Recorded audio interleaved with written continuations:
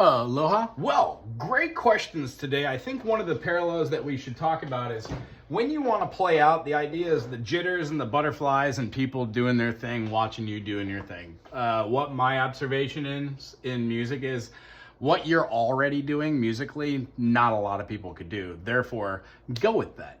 You have a great voice. I think that when you're singing with this, you might be able to find your own rhythm and flow and then develop the piano and your voice as you go, so you feel more confident about these songs.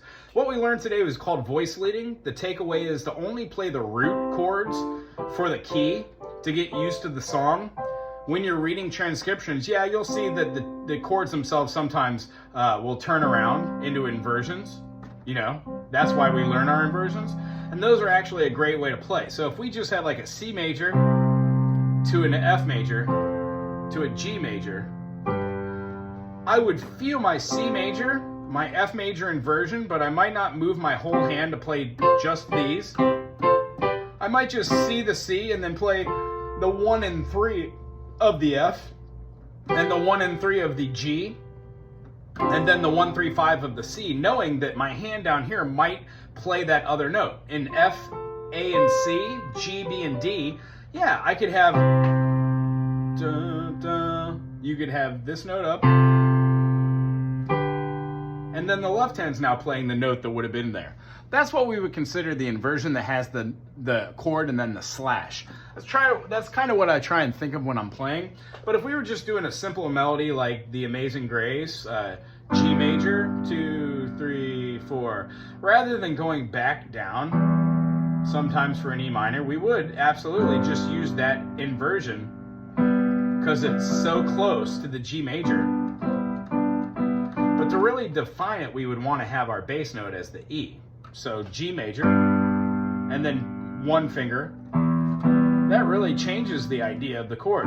That's what we look for in the second time around. So the first time around, we would just feel the chords. Amazing grace, how sweet the sound. Notice how one hand over here, just to learn the chords, is pulsing the beat.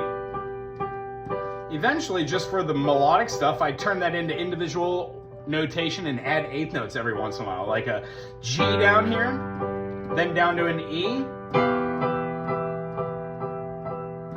Well, I could use that as the melody. How did I know the F sharp to play? Well, G major and E minor, same key. What do they have in common? G major, G, D, E, F, D, E, F sharp, G, G, A, B, C, D, E, F sharp, G. Well, in an E minor, it's E, F sharp, G, A, B, C, D, E. They have the same spelling. So that's a good run to do.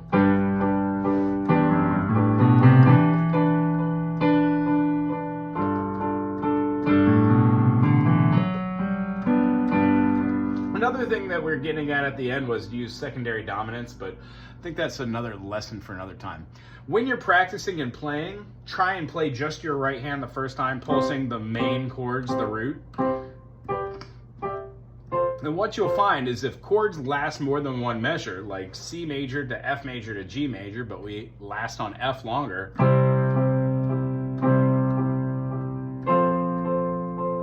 maybe do an inversion. Then that puts your hands in a different place to play a larger melody. Watch it again, just right hand.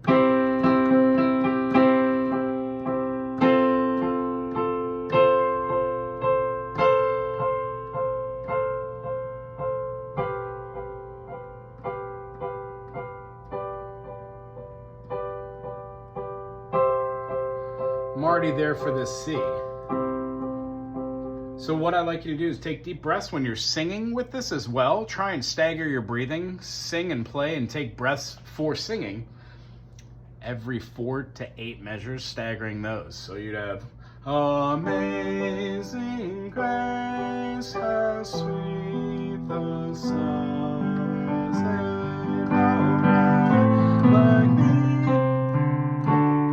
I once was lost, but now I'm found. 'Twas blind, but now I see. Breathe. Taking bigger breaths allows you to control the airflow and gives you vocal dynamics. Once again, stick within these right here, C3 to C5, C4 being where you're playing the most for your melodies in the song. Remember, when you're doing your chorus or your B section, then add in the left hand a little lower. When you're doing your A section, stay kind of close to here and let the rest of the band do the bass notes. Other than that, when you get into the jam section, if I remember correctly, it was an F major, G major, A, E. If you were to just have these chords, you'd be taking away some of the gravitas of one of the other members you're playing with. When nobody's playing with you, yeah, this would be what you would use. Maybe 3 notes is a little full, so you just play the fifths. That allows you some leeward down here to maybe play 1 note.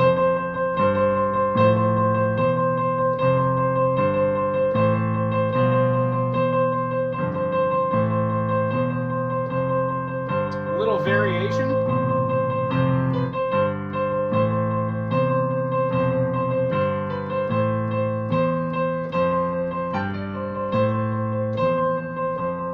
Here's where the pentatonics would come in. When you have this going on, you can do your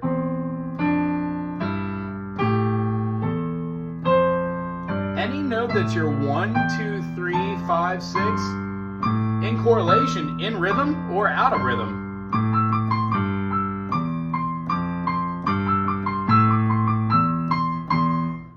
It's something you can learn how to play on. If you can't go that fast with your fists,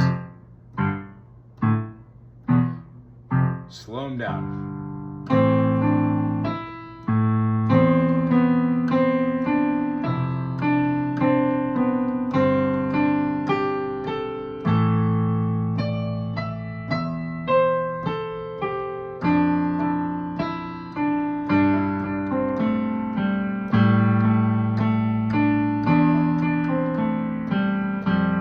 What you'll do is you'll find reoccurring themes that sound good.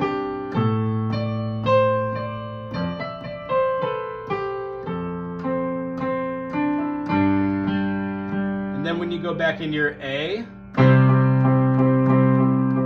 maybe a little dynamic shift, but that's all stuff you would work on in arranging. And if you want to keep it simple, just think this: A quiet, B loud, A quiet, B loud, instrumental, quiet, too loud, A part, then it goes to the B part, loud, end on big finish, and then have a very small quiet ending part where you take your, and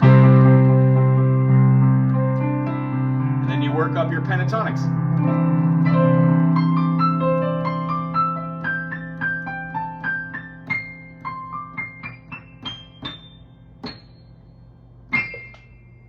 Have fun with this one.